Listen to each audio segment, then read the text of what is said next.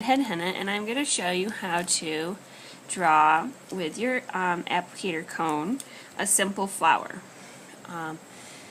Drawing with a tube can be kind of difficult because it's not like a pen you can hold like this. It takes a little bit of practice to do, so I'm going to show you just the basic technique that I used to do. Now in the materials I give you for the henna cones, I tell you to snip off the tip with a pair of nail clippers. So you need those, your henna cone, and then I just use a little scrap of paper towel to clean off the tip if it gets any residue on it. So, okay, let's snip the tip of this. And you want to use your judgment here and how much. If you're not quite comfortable with doing fine lines, you can start a little bit bigger. So I cradle it in my hand between my index finger and my thumb. That way I can squeeze, and I put my other fingers like this to direct it, and then I take my other hand and guide it. This is after 8 years of doing this that I've come to this method that I use, but you can use any that you're comfortable with. I've seen people use it like a pen. It's different from drawing with a pen because you are squeezing out the paste versus just drawing with a pencil. So, okay. So I'm just going to draw a simple flower. I'll do it down here in my arm. With the simple flower, the best thing to do is to start with a circle.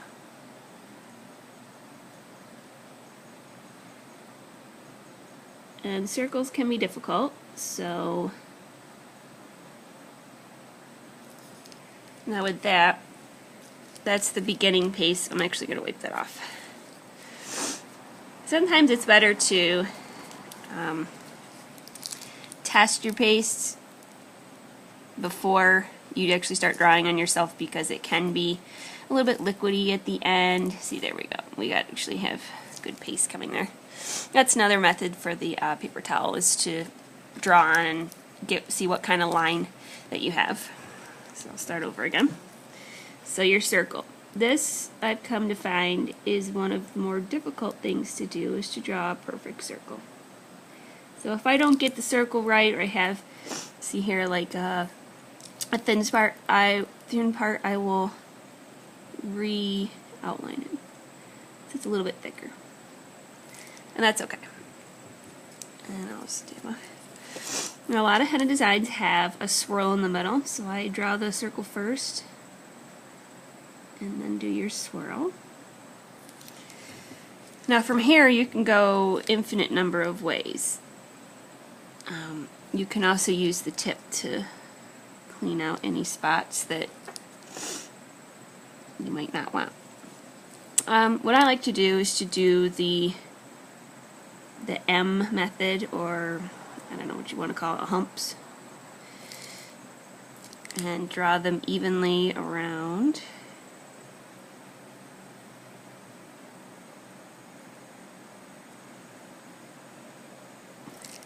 So once again, if it's not perfect, just redraw them over.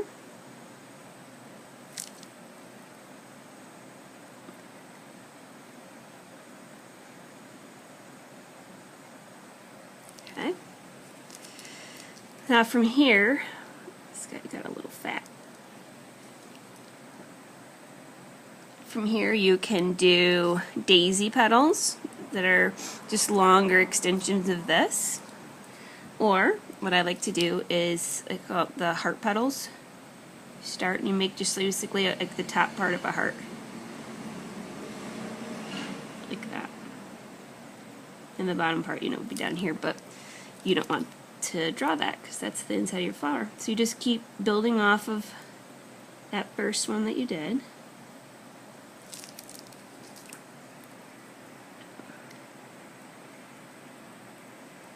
Trying to make them all the same size, and use the other side, the inside of the petal before, to be the other side so they look like they're overlapping.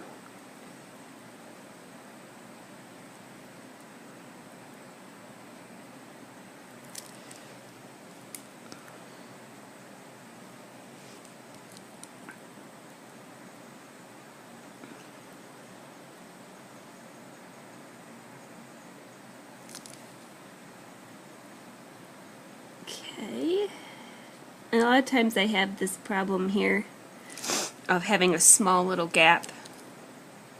Just draw like partial one just to make it fit. You don't need to draw just a mini one.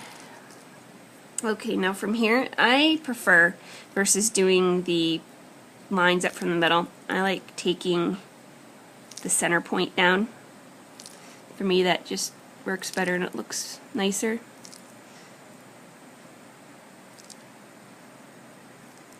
Do a little one here.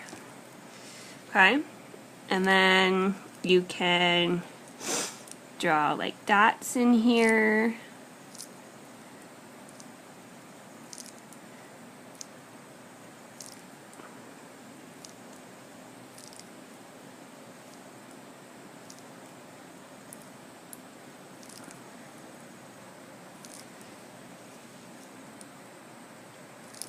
And then now you've got your basic flower. You can see it. Not anything too horribly complex. And to kind of finish it off, a lot of times I will put like a swirl coming off of it. And on the other side I might do like a leaf. That's one.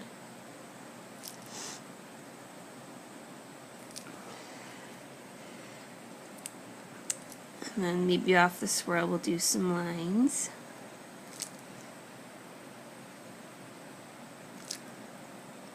And drawing with henna is all about the pressure of the, well, how you're squeezing the henna cone. So if you're not quite sure what to do, dots are always good as well.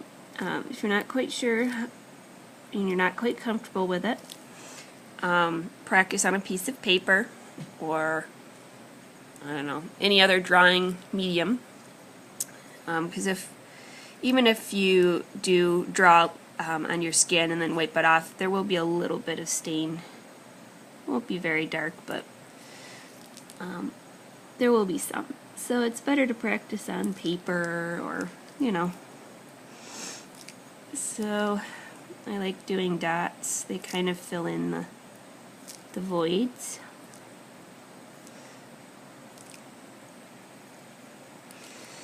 And maybe we'll just do little cluster of dots over here to tie it in, along with one down here.